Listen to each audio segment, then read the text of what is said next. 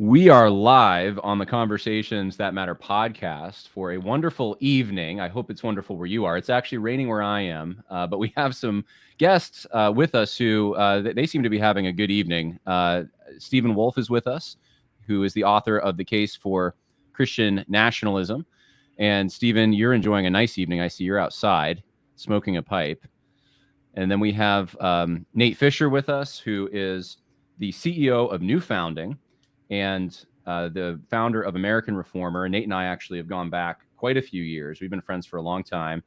We have Josh Abbotoy with us, who's the executive director for American Reformer. And then William Wolfe looks like he just joined. William, welcome. William, I didn't get the chance to ask you, since you just joined, how you wanted to be introduced. So I'll let you introduce yourself. That was great. William Wolfe's my name. Glad to be here. Okay, William Wolfe is here. All right. Well, let's start here. I think we want to get into some specifics, but we want to start with the why. Why are we having this discussion? And from my point of view, there's three main things. The first one is that I think, especially for Nate and Stephen, I want to give you guys an opportunity to respond to some of the insinuations that have been made by people who are associated with G3 against you guys.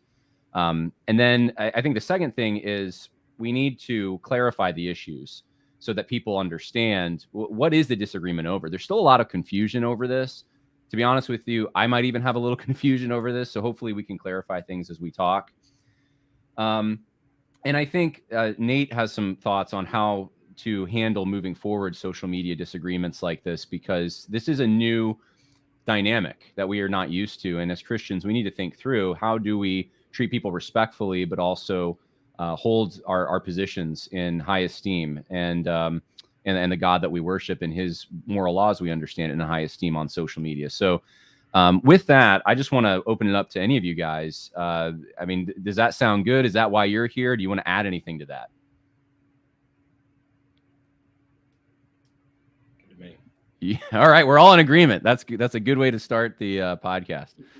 Well, what I'd like to do then, if possible, is start sequentially and go through this, because I think most people understand things better when you start at the beginning and you go through piece by piece. And so I want to start at this is a slideshow that I prepared just with some representative things that have been said. It's not everything. You couldn't capture everything because this has been months.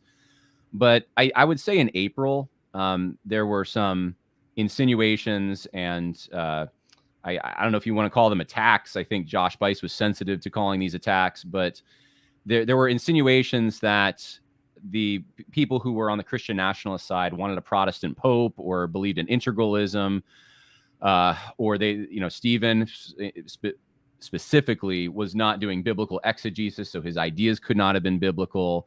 That there was a racial component, which was very wrong and unbiblical in all of this. So I put a few representatives there. I don't know if you guys want to focus on any of these or add to them, but I mean, where would you see this this whole debate starting,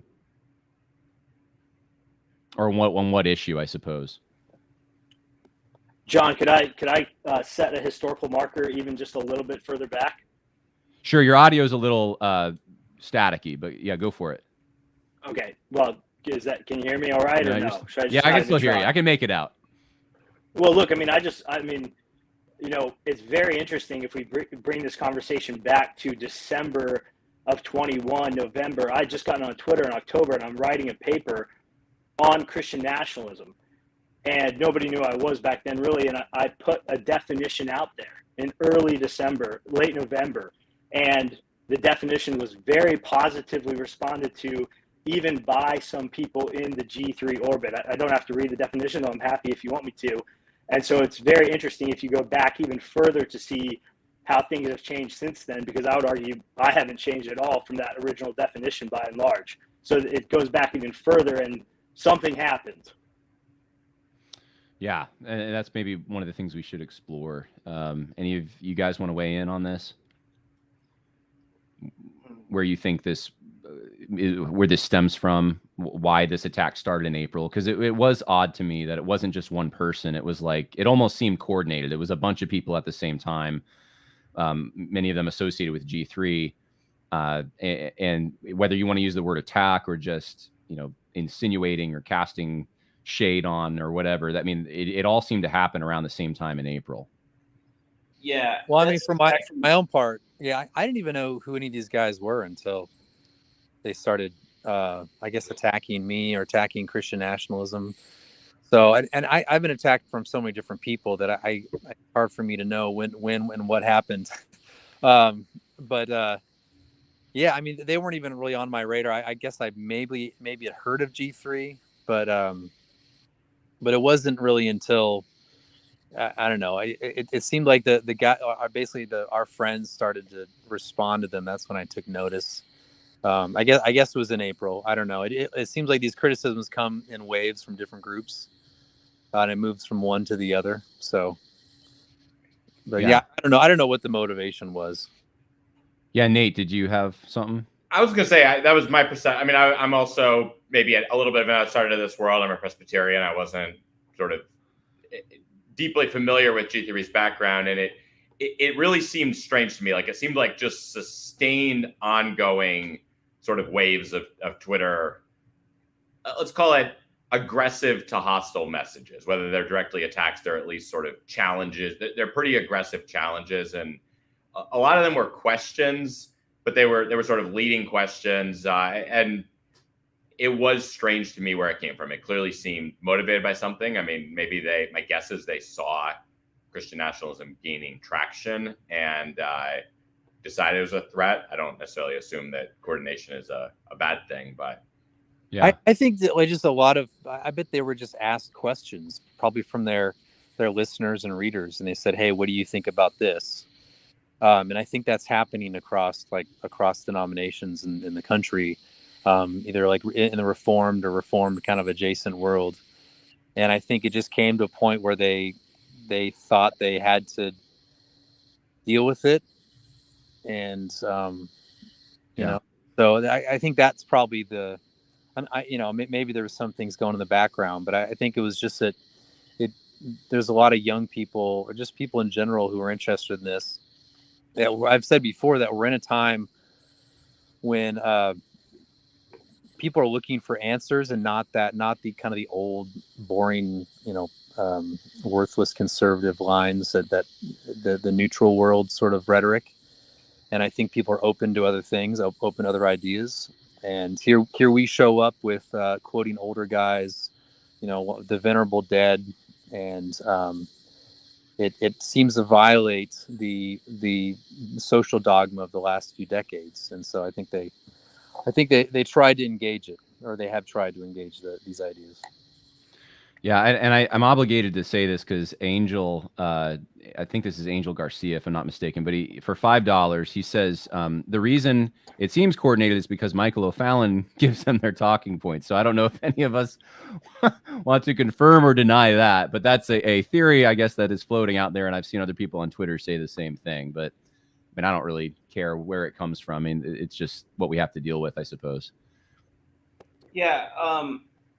I won't touch on that, but I do think there was some unified messaging across various different accounts, John, and you highlighted some of this, but they were questions, but they weren't entirely good faith questions. They were sort of leading, so there was a question that, for instance, asked, how many Christian nationalists would like to be following a Protestant pope under the banner of Christian nationalism, or how many would be happy with integralism? Like, these are not questions that if you read Stephen's book, or if you read some of the stuff about Christian nationalism on American Reformer, if you read William's stuff, you wouldn't really pick those concepts up in any of that writing. Like, it's kind of argumentatively, and I would say unfairly framed from the start, which is probably why it caused so much heat from the start. I'm not sure it was necessarily anybody on this call, but certainly a lot of people immediately recognize those questions as being sort of unfairly or argumentatively framed from the very beginning.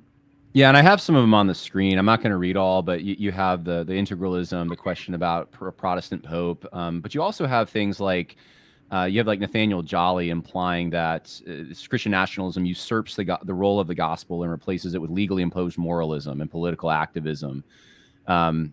You have Virgil Walker saying that building your own brand is difficult. When you're trying to grow followers, it's easier to leverage the previous success of others. And he's talking about some people. I know William was part of this, who put a statement together on Christian nationalism. So there's a lot of things like this. I actually had to really narrow it down because there were so many. But this is where I think it started. And I think it's important to point that out, that it wasn't, at least from my point of view, trying to watch this whole thing, I didn't see Christian nationalists start attacking G3 out of nowhere or saying that they were terrible or anything like that. It seemed to, it was a few weeks of that kind of thing that I just showed you on the screen that took place before there was really much of a response. And I think I was with you, Josh, with your dad as well. We were in Kentucky when this all started, and I remember we were talking about it a little bit, and it was very much, well, maybe there's confusion. Maybe I think I emailed Scott and Neil right then and said, hey, would you come on a podcast, or can we talk about this? Because I think you and I both thought, well, maybe this is just a misunderstanding and we can work it out. And we're so downstream from that now, which is sad to me. I think they're not going to like this comment, but I think one of the problems is that they simply had never actually dealt with the arguments from magisterial Protestantism or classical Protestantism, whatever you want to call it. And they had the sense that they had a sort of Baptist narrative. I mean, apologies to the Baptists here. I'm not trying to, but there is this typical Baptist narrative where the Presbyterians or Congregationalists or Anglicans were forcing the faith upon them and violating rights of conscience and all that. They had this sort of narrative, and so that when they read or see screenshots of my book, they think, okay, this is Baptist drowning 2.0 or something like that. And so instead of initially taking the time to understand the arguments historically and also in my book and others, they just kind of went from what that sort of Baptist narrative, I think, hoping that it would capture the attention of fellow Baptists who have been kind of socialized into that narrative. Yeah. And I think what they realized eventually that they couldn't just do that, and so they had to kind of regroup. So it does seem that there was, at some point, they had to kind of figure out, okay, what the arguments are. I'm still not entirely sure they grasped them, but there was, I think, initially this, hey, we could just Baptist drowning 2.0 sort of narrative against Christian nationalism. Good point. John, is my audio any better? I took the headphones Yes. out. Yes, That's it is better? much better. Yes. Wow, the AirPod Pro is no good, but just speaking out loud is great. How's that for technology?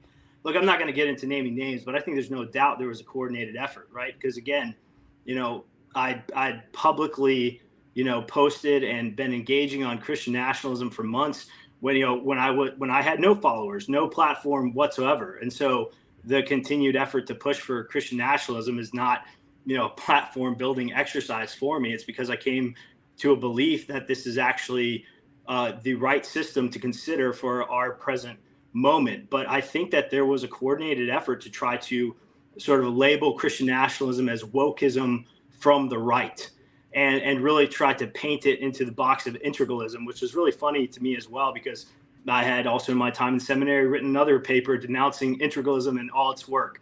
I denounced the Anabaptists as well.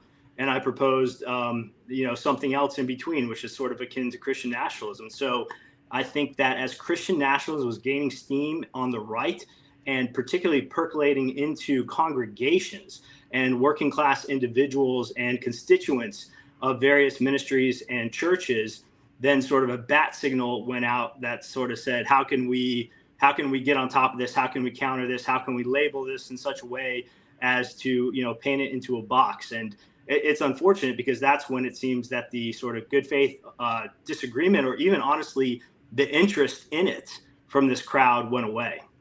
Yeah. And I think for Nate and myself and maybe Josh, we're just kind of painted, and we're friends with you guys. So we're kind of just lumped into the same group, because I don't know, Nate, Josh, you guys haven't, as far as I know, taken that label upon yourselves, have you? Yeah, I didn't think so. Never. I I've certainly been sympathetic to aspects of their aims. American Reformer's been associated, it's published pro-Christian nationalist pieces, but I've always been clear that I'm not I'm not settled on various aspects of that, both including the prudence of the label and even convinced of every aspect of the program. I'm not unconvinced of it. And what I noticed was interesting is there were a lot of demands that I denounce or repudiate things. And it's kind of like, my view's not settled on this, and you're demanding that I denounce it. That's I'm not going to do that. But it was interesting, even being open to it, really exploring. I mean, my position is I'm not an expert on a lot of this stuff. I came from more of a business background. I learn a lot from these discussions. I learn a lot from every American Reformer article I read. I'm figuring out, a big part of my mission with starting American Reformer was I want to see some good discussions about what a Christian vision could look like. Discussions and debates. And we've published anti-Christian nationalist pieces as well. And it's a debate, and it's a discussion that needs to be had. And it seems to me that even being open to discussion of these issues was something that was apparently beyond the pale for them and demanded denunciation. Yeah, it's interesting. I had retweeted a Nathaniel Jolly tweet, who's associated with G3, at least he's written for them, from January, where he said there's good people on both sides of this debate, and it's a discussion that needs to be had, just like you just said, Nate.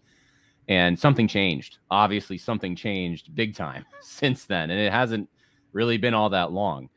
I did want to show everyone just a few representative tweets. This continued, and I would say the temperature got higher in the discussion through May and June and July, and the accusations and insinuations, I should say more so, about Christian nationalism, Christian nationalists were perhaps more serious, or at least more damning in our current secular framing regarding racism accusations, or kinism, I should say. I think that was the term used.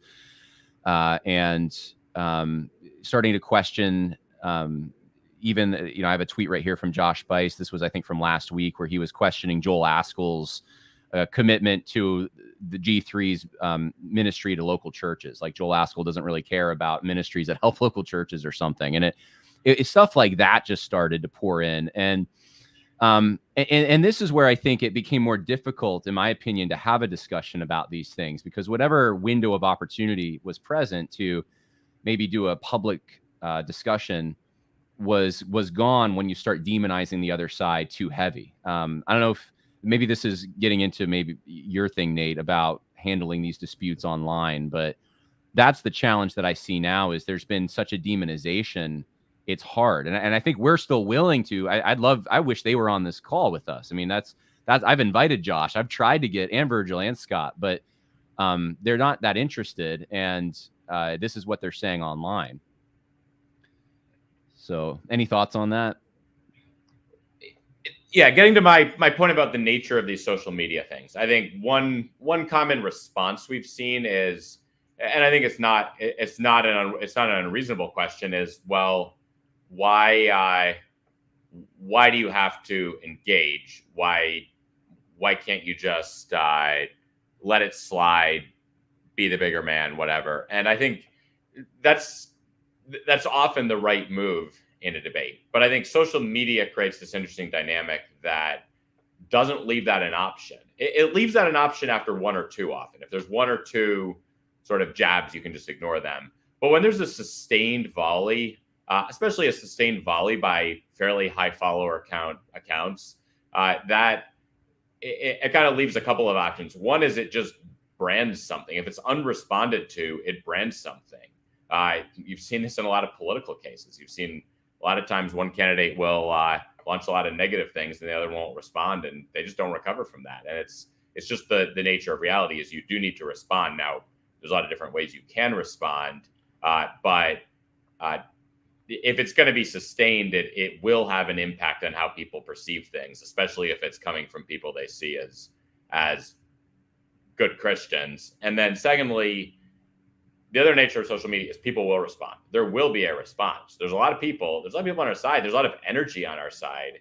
And by our side, I'm using that not just Christian nationalists itself, but sort of broadly, people are open to these discussions. There's a lot of energy there, and people will respond. And so there is going to be engagement on social media, and it's going to, if they want a fight, they will get a fight. And again, I don't think that's necessarily a bad thing. I think that we're called to vigorously make the case for what we do. So then the question is simply, are we going to be involved in that or not? And since obviously a lot of the questions ultimately go to things where we're seen as, for whatever reason, we're seen as leaders, even if I haven't accepted the label. In the case of, and recently sort of brought into it personally, then it makes sense for us to get in there and talk about it. It's kind of like people are wondering, well, what are we going to say? And I think coming in and actually responding with the questions that I have in mind are helpful. But the main point that I wanted to make was it's not in social media. Just staying out is not an option when something's sustained.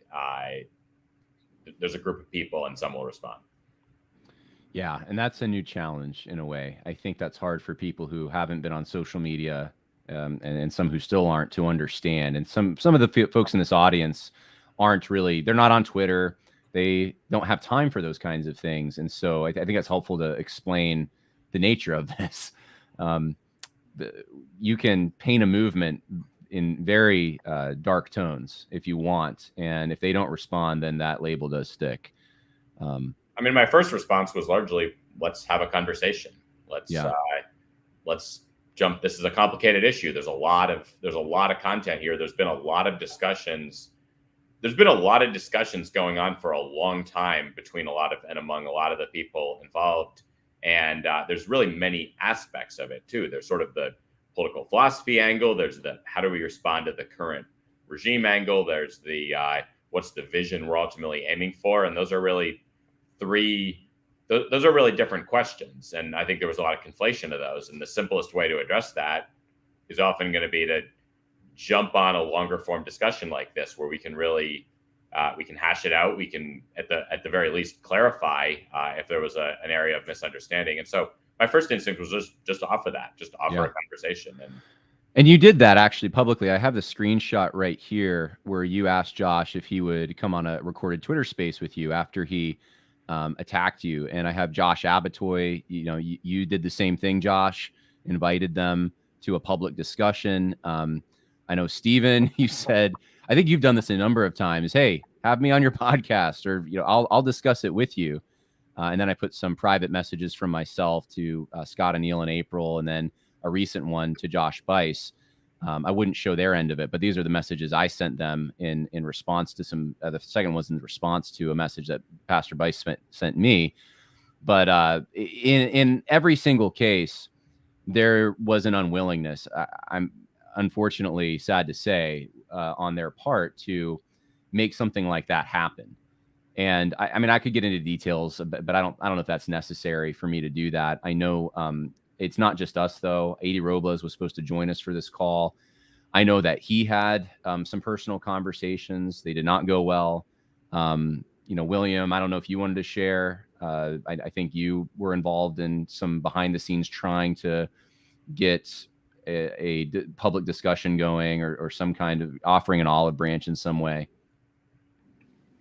Yeah, well, I wanted to make a comment about the framing here more generally and like how to facilitate conversations, because if somebody enters the public arena with like loaded and frankly misrepresentative questions towards people, it's almost signaling there's no desire to have a conversation, and so then we try to respond asking for a conversation, but we have to sort of realize that's essentially, trying to climb like a steel wall. There's no handhold there, because if you're going to lead with saying, how many Christian nationalists want a Protestant pope, or, Christian nationalism is ethnocentric in a scary negative way, and then, people like us go behind the scenes and we say, no, it's not that. Like, can we have a conversation? Clarify that. It's almost as if we know that's not going to happen. And unfortunately, that's sort of what's played out here. I mean, look, there's a certain degree to which nobody owes anybody a public conversation, no doubt about that. But I do think that there is a degree of manliness and courage to, if you're going to engage ideas that people are associated with, or then people themselves, and present them in a certain way, that then you have the willingness to engage them in a conversation to hash those things out. And I just don't know if that's materialized at any point yet here. Yeah. I think you're unfortunately right about that. And there's been resistance to the discussion online. I think this is where the rope kind of broke and snapped. Like Josh Bice was, he told Joel Askell, basically, I'm done talking with you or others who engage in childish, unbiblical behavior while hiding behind masks, which everyone, I think, has known Joel Askell's Twitter handle. But Scott Anil also, made a whole paragraph, a whole post about how he's not going to have public conversations with individuals who have been unwilling to be respectful in private, have acted belligerently in private, have proven in public settings to be manipulative and deceptive, or have a martyr complex. And there's more examples of this kind of thing. I know for me, was Josh's objection to me personally having a conversation, was that I had, he said misrepresented G3, and I messaged him back and I gave him basically, here's what I said. And I think it's provable. I'm not trying to malign or anything. I'm just, explain to me how this is a misrepresentation or slander, and nothing. He hasn't engaged at all in any of that. And so there's really nothing left for me to do. And I think maybe we're all in that same boat, that we've made every effort and we've just had the door kind of slammed in our face. I mean, that's how I feel. I don't know if I'm speaking for all of us on that. Yeah, I'll just say that, like, for my part, I guess I've been in general kind of like ambivalent about the whole thing. I mean, I obviously have engaged them, and I've tried to, for the most part, provide, my little short arguments and replies to what they, and they usually ignore it. I mean, it's one of the interesting things that I'll essentially ratio them. I'll get, dozens more likes than they would on something, and they don't actually engage it. And it's kind of frustrating. And you just come to realize that they have a certain audience. Our ideas, or at least my ideas, are the sort of ideas that you don't actually have to demonstrate that they're wrong or an error. You just have to say that they're scary. That's what it comes down to. You can quote me and say that's scary, and that's probably, generally speaking, enough for their audience. And I think that for many years that sort of audience has been kind of socialized into that kind of rhetoric. And so, like, from my perspective, I don't expect to be able to convince these guys of my position. So I've just tried to kind of plug away at their arguments the best I can on Twitter, so that other people can see it and hopefully be convinced by it. But ultimately, I don't have. I think that it's. I mean, this also comes back to some private conversations I had with Owen Strahan, or however you say his last name, where I just came to the conclusion that there's no way to dislodge at least him from using the worst form of rhetoric against me, no matter what I say. I don't know if that's true for the rest of the G3 guys. And so I just have to come to accept it and just plug away. I mean, I think that if we just have the better arguments, we have the better historical support, people are going to see it, and then the right people are going to come to our positions, or at least my position. So I think that's the best thing we can do. You guys in your worlds might have might be kind of in that world more than I am. So there might be different tactics you take. But for me, it's just, if they say something I think is wrong, I'm just going to provide as best I can a short argument against it. Well, I'd like to give you, Stephen, and then Nate, opportunities to specifically respond to some of the claims that have been made. I flashed a few of them on the screen, Stephen, about from Owen Strachan, basically saying that or implying, I should say, that there's this kinnis problem that I guess you have, and or at least someone has it. I'm assuming it's you. I'll jump in and I'll just say that's Well, no, I mean, see, touched on the most troubling thing. One of the most troubling things to me. Like, I don't even mind the direct attacks at me as much, but a lot of these, especially coming from Owen, are sort of general subtweets where there's not a named person, and they're often like pretty vile insinuations. They're ranging from sort of just negative, people have done horrible, they've been nasty in private or whatever, to all the way to much worse things. It's kind of like, I don't even know who they're referring to. I'm about as in the game as most people here, and I don't know who they're referring to.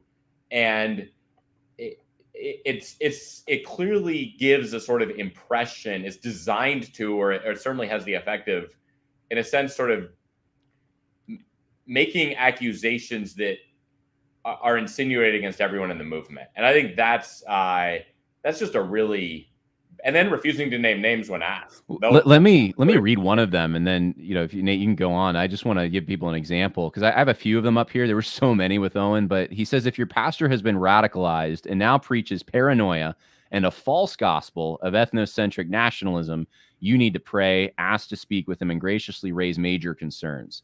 It may be time to find a new church home, because the pulpit is no place for fear mongers. Now, something like that motivates real people on the ground who listen to Owen, who go to G3, to then interrogate their pastors, which I have no problem with, applying a biblical standard to what's preached in the pulpit. But I think, as you said, Nate, this is kind of this is what Russell Moore did. This is a vague, there's this very scary big group of people out there who are preaching this horrible false gospel. I mean, that'll send people to hell, I guess. And well, I mean, this is what I'm talking about. So, like, if I were to respond to Owen and be like, dude, if you just read what I talk about ethnicity, you'll see that it's not kinist, as kinism has been understood for many years, but particularly in the last 15 years, as it kind of grew in popularity in certain Facebook groups back. Some of you guys may be aware of some of that history on Facebook. So there was like an actual group of people who claimed kinism. It was a particular thing, and the way I present ethnicity is opposed to that form of kinism. But does it really matter to him that I could point that out and show that I don't affirm that? I think it'd be pointless to try to convince him otherwise, even if it directly, despite the fact that, like, in one of my chapters, I say that intermarriage is good in creating a more like solid, more solidarity amongst a culture. It doesn't matter that that's in there. It doesn't matter that my book says nothing about interracial marriage or interethnic marriage. It doesn't matter that I define ethnicity more along cultural lines than I do genetic lines.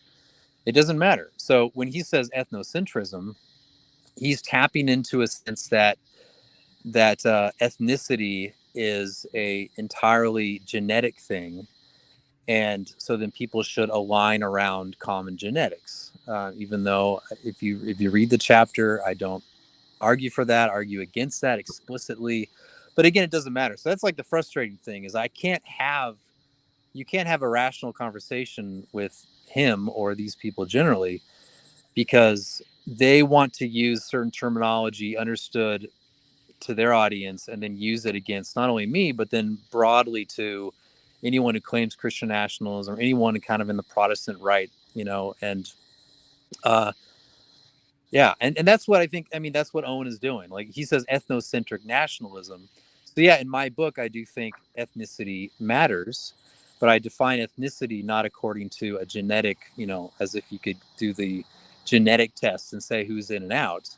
I define it according to a common culture, and a connection to people in place that is not linked. I explicitly say that we're not, like, a nation is not a family of sort of cousins by genetic line. But again, it doesn't matter. Like, they'll keep using the term, yeah. but not take into account how I present it. And I did. It's an easy way. It's unprincipled. It's irresponsible rhetoric given what I've said, but it is effective. So if they want to win, like if they want to use powerful rhetoric to win, they could certainly take advantage of that. They could take sections of my book where I say, yeah, I think the magisterial reformers were right that in principle, the civil power can suppress gross heresy. I think Calvin was right about that. I think all the reformers were basically right about that. I think everyone is right about that for a few hundred years. And they can screenshot that and say, look, Wolfe wants to throw you Baptists in prison. That's despite the fact that in dozens of places I say I'm not interested in that I want the Baptists on my side. It doesn't matter because they can screenshot the section that says, oh, you affirm that civil power may use its power to suppress heresy. And that's enough. And then they dream up visions of being drowned. So it's, but they could use that rhetoric because it's scary, like someone else mentioned before. And so that's the frustrating thing, that once you claim to be a principled kind of interlocutor, but then you don't actually deal with the very substance of the argument and the way I define my own terms. So I think you and I both know, Stephen, from our shared experience, that the Lutherans are the only denomination that we have to worry about if they get in control persecuting us. Yeah. Exactly the case. Yeah. I wanted to show that when you were talking, Stephen, I pulled this tweet up from Virgil Walker. He's responding to Tom Buck, and there's a guy named Corey Mahler, speaking of the Lutherans, who says interracial marriage is tantamount to murder. And Tom Buck had asked, if there were Christian nationalist proponents who would publicly denounce this, tagged William Wolfe, tagged Joel Webbin, A.D. Robles. And Virgil Walker responded, I could care less if they denounce it. I'm not surprised that Stephen Wolfe follows this guy. So it's like, it doesn't really matter what you say. I think, as you just said, Stephen, and there's Virgil Walker confirming exactly what you just said. It does not matter what you say. He could care less. Yeah, I mean, one of the things they don't realize is that there were people who were like traditional kinists who have been kind of convinced out of that by me. So I'm not going to wear that as a badge of honor, but that's kind of the irony here, is that I'm supposed to unfollow, repudiate these guys, which I don't actually do. I don't actively repudiate people on Twitter. That's just not something I do anyway. Yeah.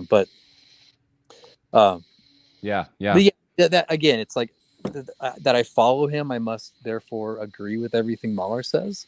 I mean, I absolutely don't agree with him on those things. I think he takes a traditional kinist type absolutist perspective on these things, and I don't think that it's actually historically accurate, biblically accurate.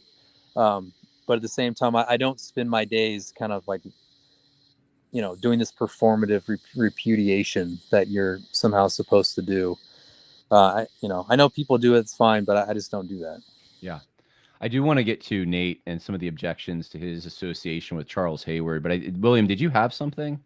Yeah, I just want to make a point about, because I saw that tweet from Tom and the Corey Mahler incident, and just want to make a couple of principled points about engagement here, right? And that's one, I think, first of all, this entire thing has been an act of gatekeeping in many ways, right? But when you are the gatekeepers, then you get to sort of exercise rhetoric and deploy strategies that those that you're trying to keep outside don't quite get as much purchase with. And one of those is nut picking, right? Trying to take somebody who claims a similar label that other people claim and hold them up as the end all be all example when that's not a good example. And so actually, look, Tom, I know Tom Buck some, and he's a dear brother. And I think that his effort there was a genuine effort to help the Christian nationalists out, but it just plays into this whole rhetorical strategy where I never followed Corey.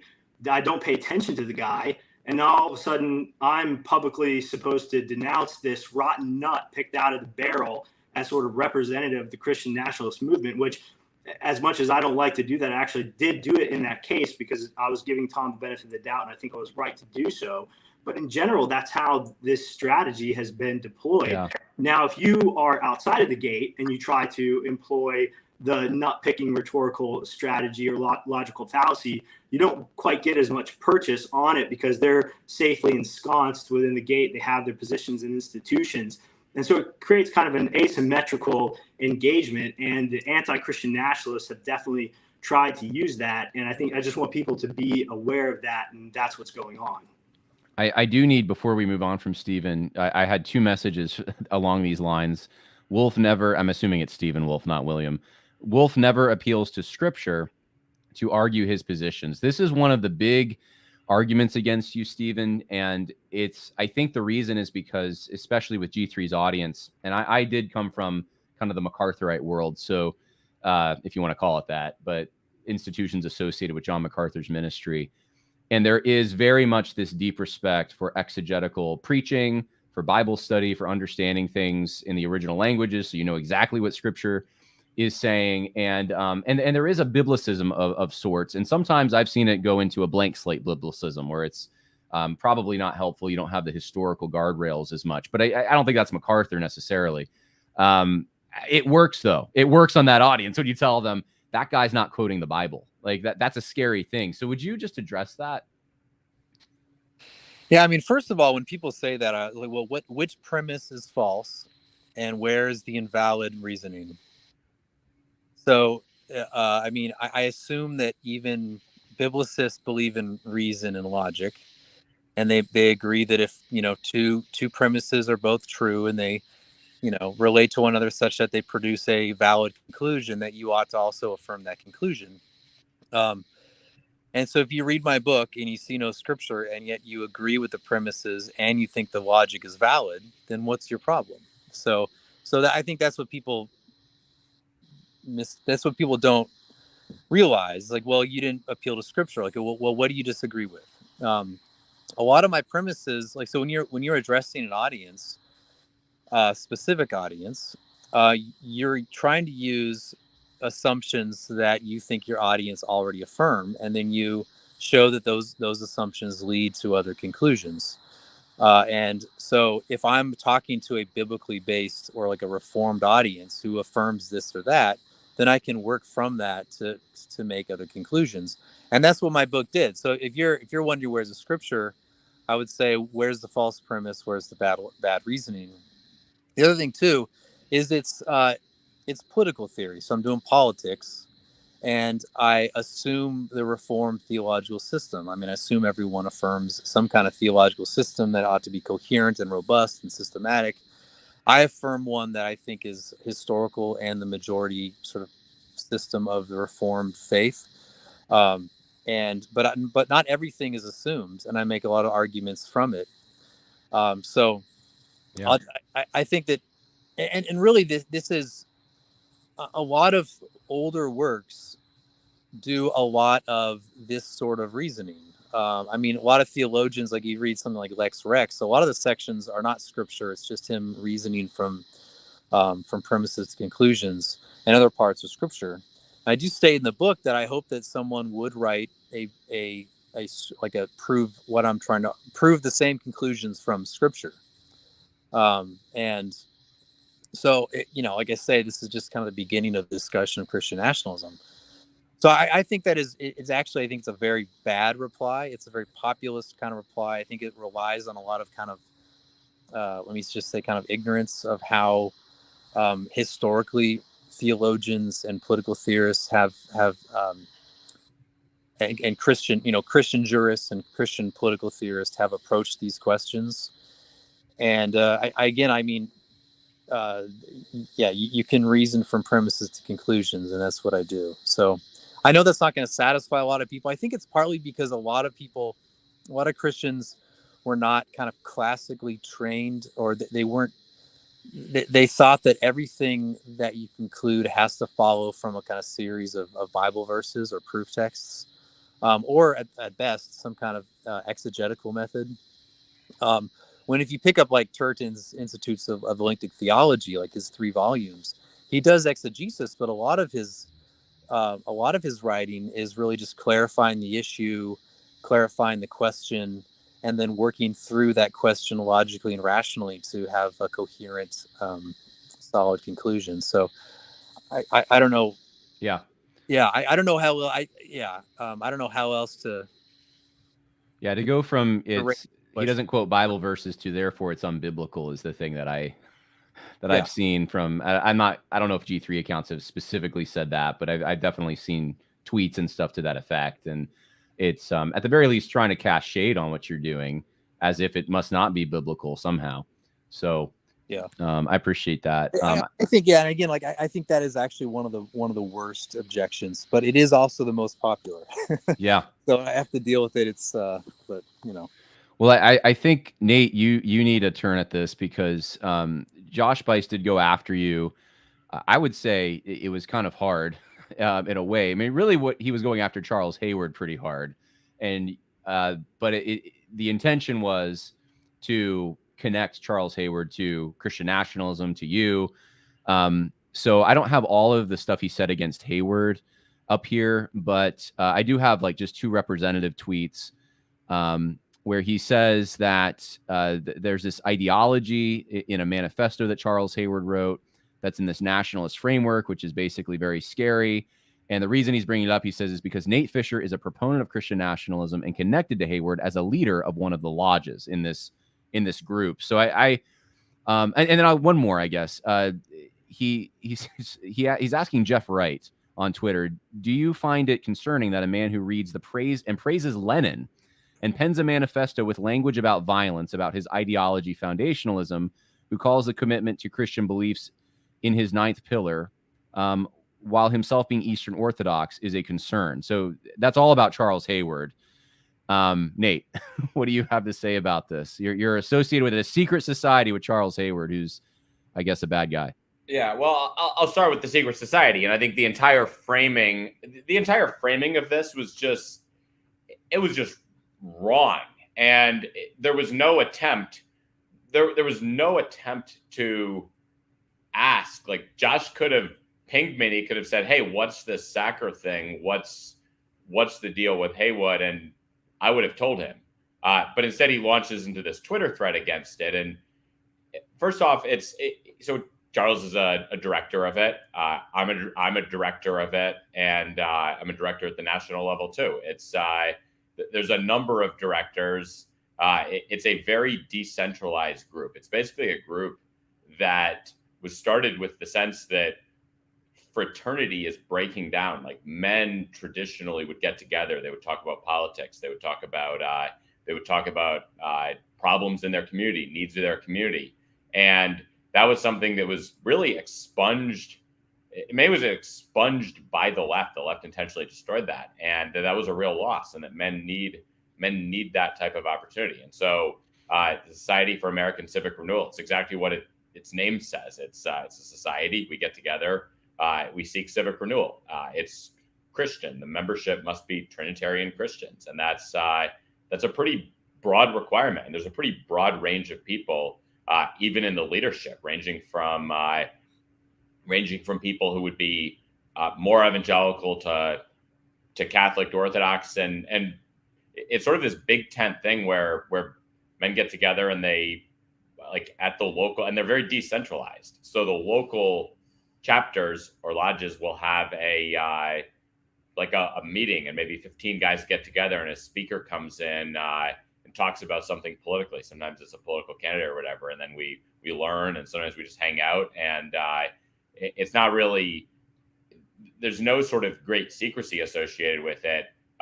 There's a little degree of confidentiality because there's guys there who are at companies where even being associated with a group that is all men would be seen as suspicious, and exactly the kind of suspicions that Josh is fanning here, where they're going to try to insinuate all sorts of nefarious things, which is the kind of thing the left has been doing against any sort of male group for a long time. They do that against the church. They assume there's all sorts of abuse and horrible things that come out of churches that believe in all male leadership, and it's absurd.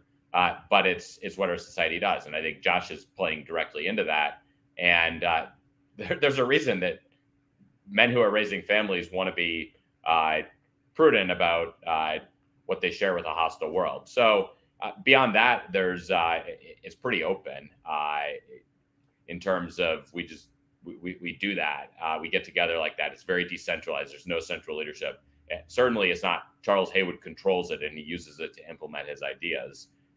As much as I think Charles has a lot of thoughtful ideas and he's a very thoughtful person about these things. There's none of that central control. So I think that's an example of just a straight up launch a volley rather than pick up the phone and ask something that could have been easily clarified. I had Charles Haywood on my podcast this morning. It hasn't been released yet, but I interviewed him and we talked a little bit about foundationalism. I'm not really scared by it, but what do you think makes people like Josh scared of foundationalism? What is it, and what I guess just what makes people scared of it? Let me hop in on that one. I mean, so what Bice says is that foundationalism calls for violence, or at least references violence. Well, I mean, as we all know, anytime there's any sort of political change or regime change, there's violence occurs. And that's all that Haywood sort of means when he even talks about or references violence anywhere, is the fact that if you're going to have a constitutional change, there will be violence. Guess what? At our founding, there was a revolution and there was violence. When you're under tyrannical conditions, there's a right. Some of the tradition would even say that there's a duty to revolt. That necessarily involves violence. I mean, I think that scares people. And I think part of what scares people and what Haywood says is pointing out the fragility of where our political situation is right now. He's a student of history. He reads a lot of books. I mean, he doesn't work anymore. He reads great books from history and writes book reviews about them on his blog. It's fantastic. A lot of interesting stuff on there. But the thing that he notices, I think any student of history has to notice, which is just that there's repeatable patterns, and that you can kind of tell when a political situation is getting tense, when a prior order is starting to get fragile and lose its grip on a society. There's tension. He points that out, and he's realistic and clear-eyed about it. And I think that scares some people. But frankly, as Christian men, I think all of us here, many of us are fathers or husbands. We have a political vocation. We need to be able to look at that kind of stuff with clear eyes and actually think about what that means for our future or our kids' future. I'll add one thing. It's not some fantastic leap to imagine political violence in this country. And I think Charles's point that he makes time and time and time again, if you read his stuff, is the left initiates political violence over and over and over and over again. And anytime they get power, they initiate it. And if they see any challenge to that power, even if it's a purely democratic challenge to that power, they respond with violence. And all you have to do is think back to the summer of 2020 and realize that this is not some far-fetched idea, that they have rioted, they have committed acts of violence, and they will do it again. And that's and you look at history and you realize a lot of the times that stuff escalates. So I think that's a big thing. And he's very, very clear in his Tucker interview. He's very clear about that and about how this is it's a prediction. Absolutely, it's not something that you should wish for, but it's something that responsible people have to be ready for. So I think there's a lot of these attempts. I mean, Haywood's a very provocative thinker. He's someone who's willing to coolly assess a situation in light of a lot of sort of a wide range of historical analogs. And what's interesting is it's not like I've adopted foundationalism as some manifesto for what I'm doing. I read it. I found it interesting. I certainly would say a lot of the things in there remain. I've certainly not committed to them. Some I may have disagreed with, but there's this idea that you're not even allowed to discuss the idea. This sort of, it must be anathematized. You must denounce and distance yourself from this person. I think you see this very commonly among liberals, where anything that is outside of the Overton window really is sort of a view of the world that was settled on in the 1960s and 1970s. There was a set of norms that really they were a long ways away from the American founders, as Josh just pointed out. The American founders they loved a lot of these discussions. They were very active about a lot of these discussions. And then sort of throughout a lot of the country, there were a lot of norms. And what you have with liberals is there was a new set of norms that were adopted in the 60s and 70s, and similar to that, you have this sort of adoption of the idea that if you question those or you challenge those, if you threaten to go backward in the progressive vision, there's nothing worse than going backward in history. If you would even sort of suggest going backward, that is beyond the pale, and it must be denounced, and you must distance yourself from people who do that. And I'm not going to do that. I don't think we as Christians should do that. I think as Christians, at the very least, we should consider what other Christian societies have and the very thoughtful Christian leaders have believed, and we should at least entertain those ideas. Yeah, even if they come from like James Lindsay, right? maybe. One final. I'm a member of this scary society as well, and I first became aware of Charles's manifesto, I think 3 weeks ago when somebody first tweeted about it. Yeah, but I read it and I was like, what's the fuss about? It's basically, he read a lot of old books. It's classical political philosophy. It's Polybius and Aristotle. It's all the stuff that our founders read before they wrote the Constitution. He calls for a mixed regime like our Constitution had. If people want to do a deep dive, Timon Klein and I did a podcast on the American Reformer podcast where we read his whole his manifesto and talked about how similar it was actually to a lot of the assumptions that our founders had. But we had a good time with that. Anyways, it's sort of an odd controversy to me. Yeah, me too. I thought it was kind of out of left field and seemed desperate, and I was just surprised the president of G3 Ministries would be trying to create that connection and vilify Nate. There are a couple questions, but I know, William, I think you had something you wanted to say real quick, right?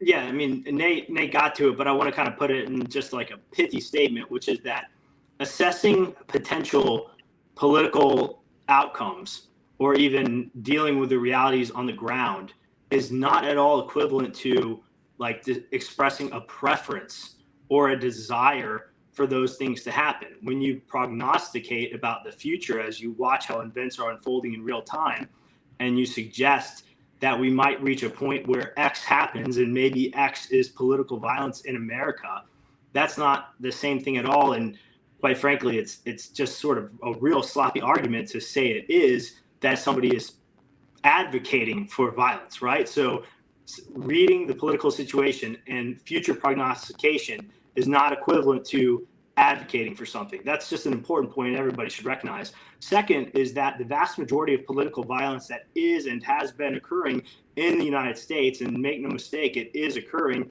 is being perpetrated by leftists. On the DHS website from July 21, 2020, just want to read this line.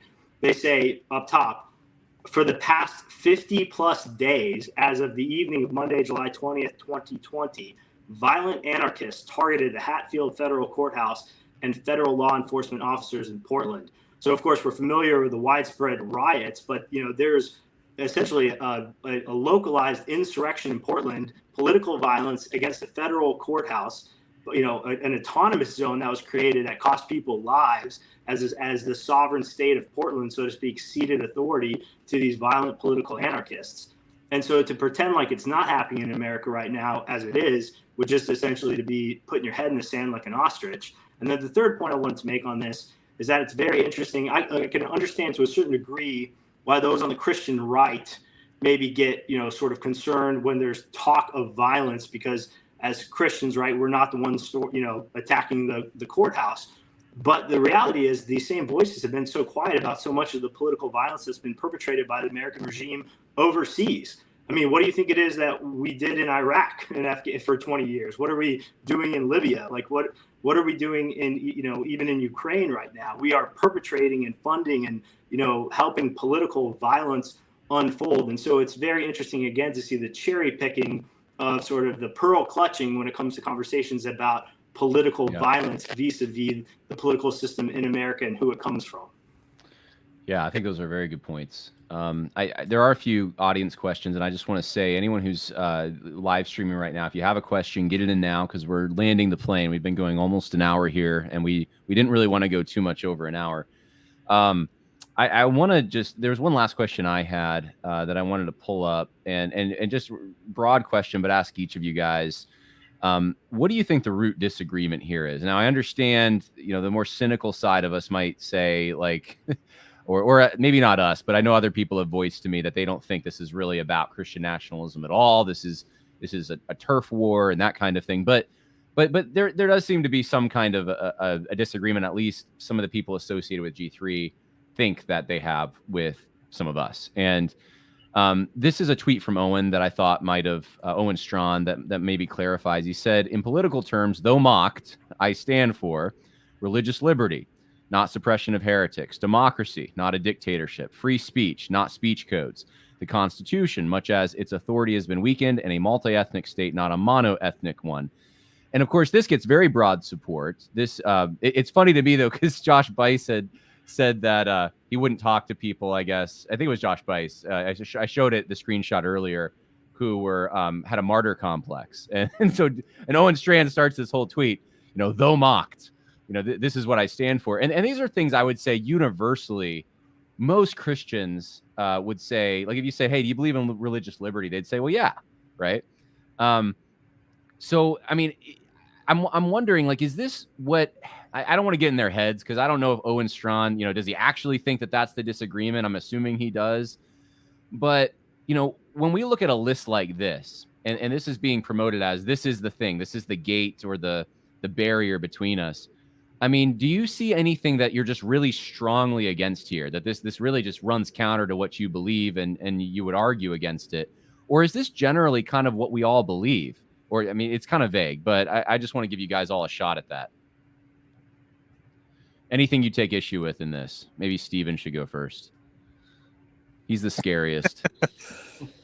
Yeah, I mean, I take issue with the fact that it's passive aggressive, that it's a typical tweet. It's Big Eva 2.0, which means that it's a, like the old Big Eva sort of rhetoric is that you say something that on its face is on the surface is something most or everyone affirms, but then it implies that your opponents or enemies don't affirm those things, and that's why people like that. That's what get likes on social media with this sort of passive aggressive rhetoric. And I've written about this a lot in past when I was criticizing Russell Moore.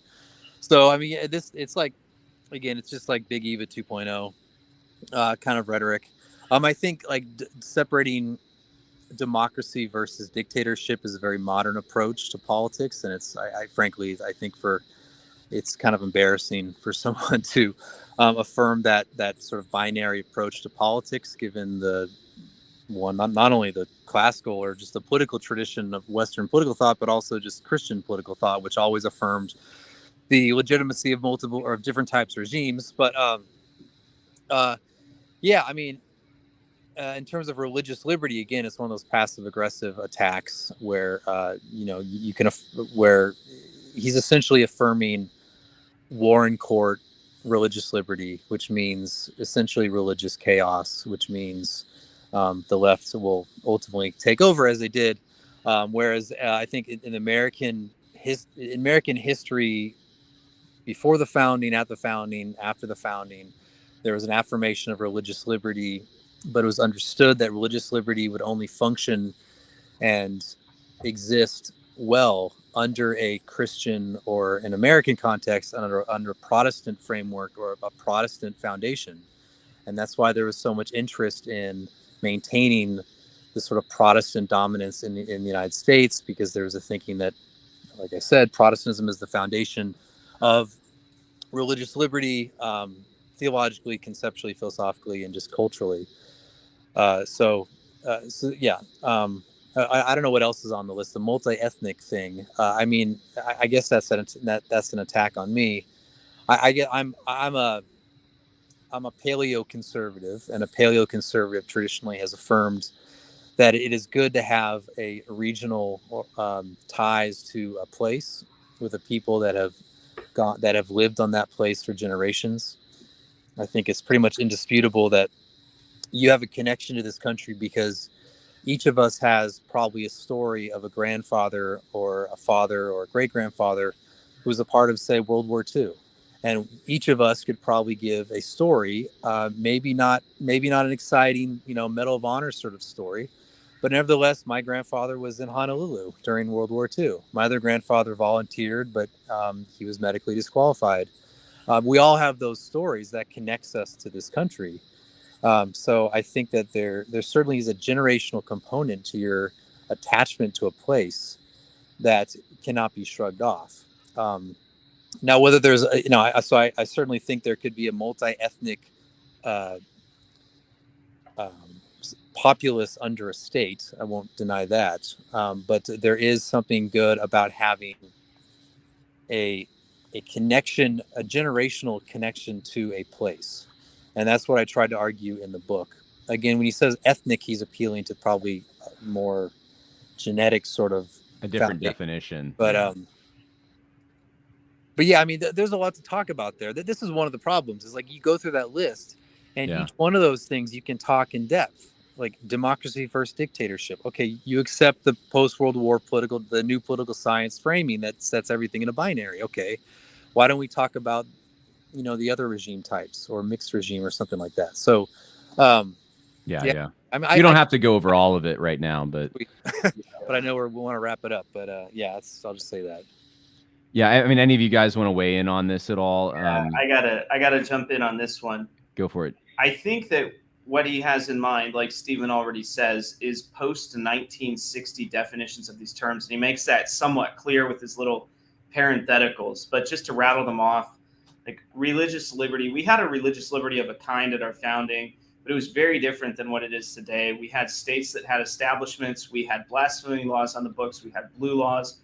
We were self-confidently a Christian country, broadly speaking. We were tolerant for the most part relative to most other countries of minority religions. But if that's what he means by religious liberty, great. But I have a sense that he means something much more like 1960s. Okay, democracy.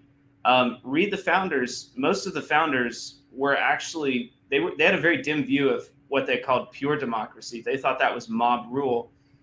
They thought that what they were founding was a constitutional republic, which incorporated elements of monarchy and aristocracy, and they blended those elements together to make the government more stable.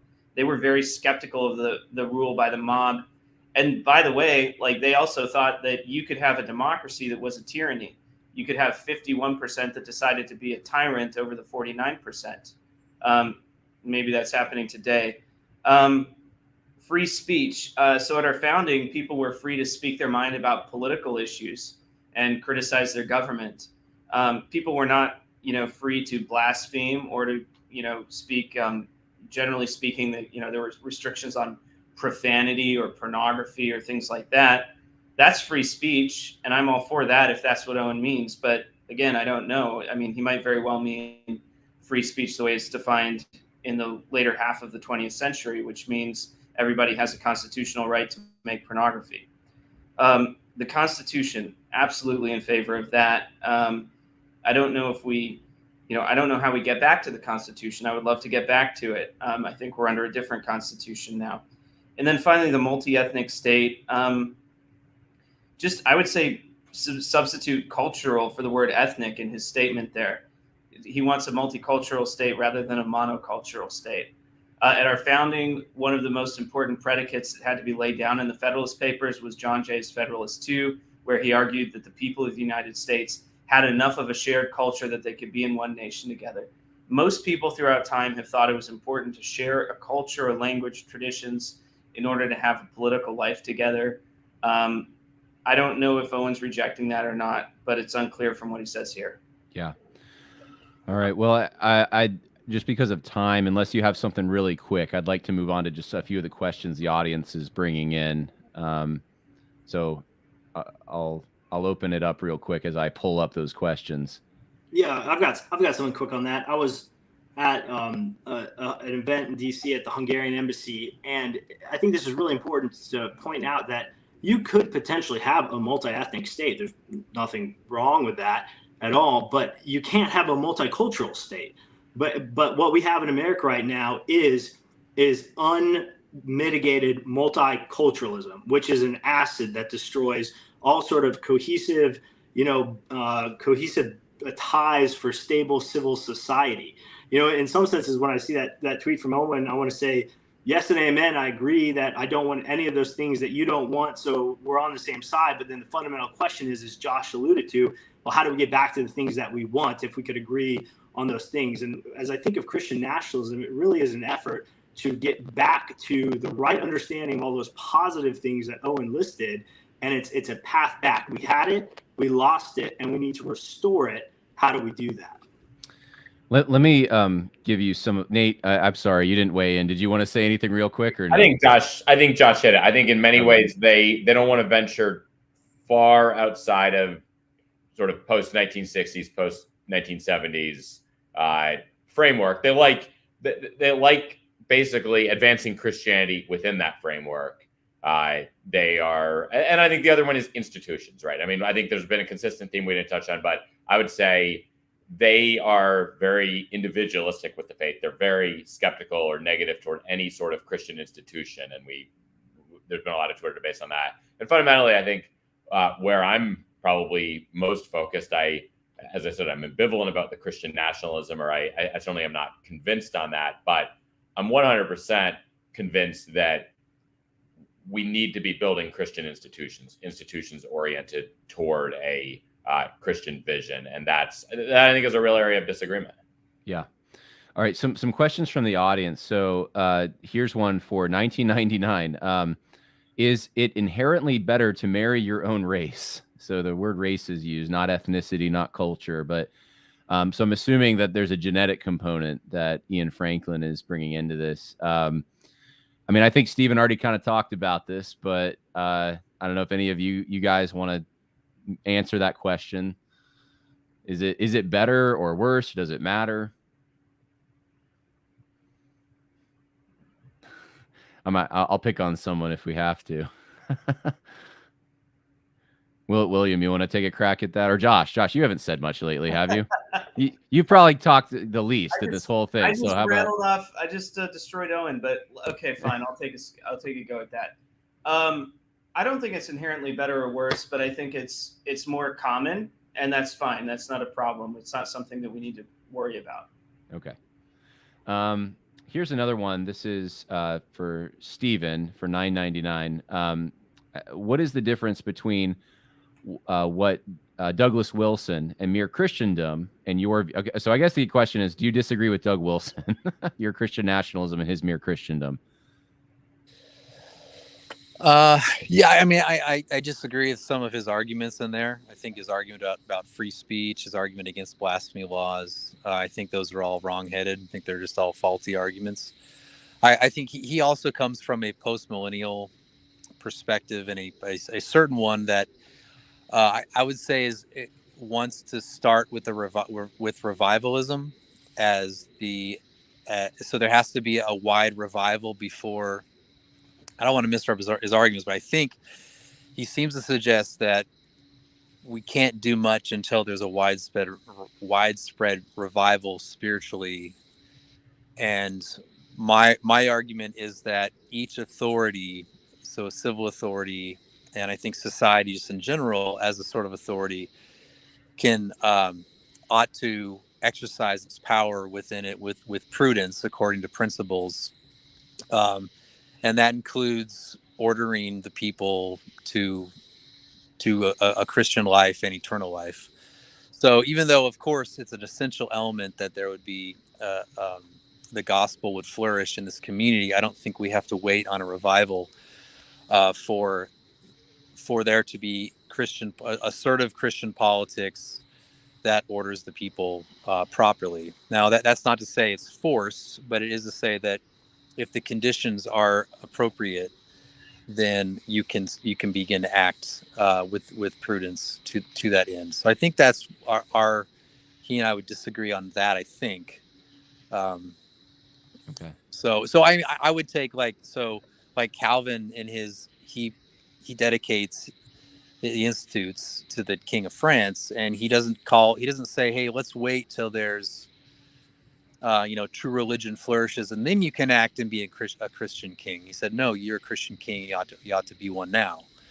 And he's not, Calvin's not denying that there ought to be preachers preaching the gospel at every corner of the kingdom, but that as a king, he has the authority and obligation to act with his power to that end.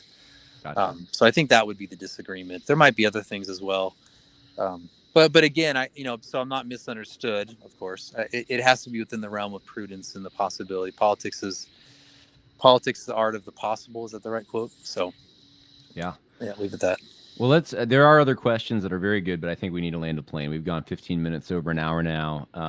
And I just want to give all of you guys a chance to maybe make a short final word. If there's something you forgot that you wanted to say, or just if you want to cap this. And I think maybe in particular, people who are listening to this, how can what should they take away from our discussion? So I'll go last, but anyone who wants to jump in there, go for it. So I'll start, and I'll say I would love to. I'm looking to build alliances at every point.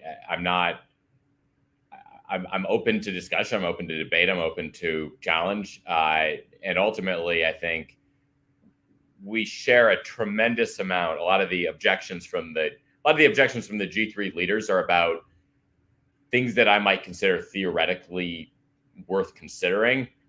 When it comes to what practically we're trying to do, especially in the private sector, which is where really all of us are focused largely, it's private and religious sphere. I think there's a tremendous amount of agreement, and I want to be working together with everyone who shares those views. I think that we need to cooperate, and I think we all know that there's serious problems here, and we all generally, certainly the vast majority of Christians, especially vast majority of conservative Christians, are in agreement on a lot of the things that need to happen, and we should be working together. Yeah, good word. I would say that we all need space to be having discussions about politics right now, and we need to be reconsidering some assumptions that we've had. We've had, frankly, a very comfortable run in some ways as Christians, but the atmosphere is changing. We're having to consider questions that we haven't had to think about in a very long time. American Reformer is dedicated to being a forum for those kinds of debates. So again, we're not the Christian Nationalist Journal, but we're very interested in running good stuff on Christian nationalism, and people who want to thoughtfully disagree with it are welcome to come there as well. It has to be people who make arguments, not people who come and say, these ideas are scary or whatever. But we need to have a debate. And like I said at the beginning, if you've got a political vocation, you really have a duty to be thinking about our political situation. Hopefully pastors can be helping that process. But at a minimum, I would hope that they don't, folks at good, faithful organizations at least don't criticize faithful Christians who are wanting to think through these issues right now. Maybe it's not every pastor's specialty, and that's okay. They don't need to be the expert on this particular issue, but they need to understand that politics is intruding on their flock, and their flock needs to think through these issues now. Very good. And I totally agree. William. Yeah, I would like to close by encouraging Baptists who support a constitutional republic and religious liberty, but recognize that they need to reject the myth of neutrality, to be willing to consider that there are perhaps some pre-liberal commitments, either explicitly Christian out of scripture or natural law arguments, that are necessary to uphold a free society. And those are rapidly disintegrating in our country. Craig Carter said, somebody has to say no to the radical secularists who want to tear everything down. Well, who's going to say no? I would say Christian nationalists need to say no.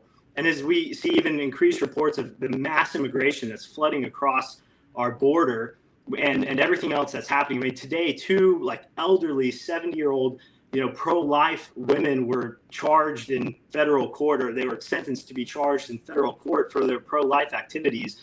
we're at a civilizational crossroads, and Baptists have to decide whether we're going to do political theology by slogans or by tradition and scripture. And this is something that previous Baptists have understood. At the end of Carl F.H. Henry, arguably one of the most prominent political, cultural, critics of the 20th century in Baptist life, at the end of his 6-volume work, God, Revelation, and Authority, he says this, and I'll close with this. He says, if modern culture is to escape the oblivion that has engulfed the earlier civilizations of man, the recovery of the will of the self-revealed God in the realm of justice and law is crucially imperative. Either we return to the God of the Bible or we perish in the pit of lawlessness, which that's just a long way to say it's Christ or chaos. And that's what's facing us today. Yeah, good word. Stephen?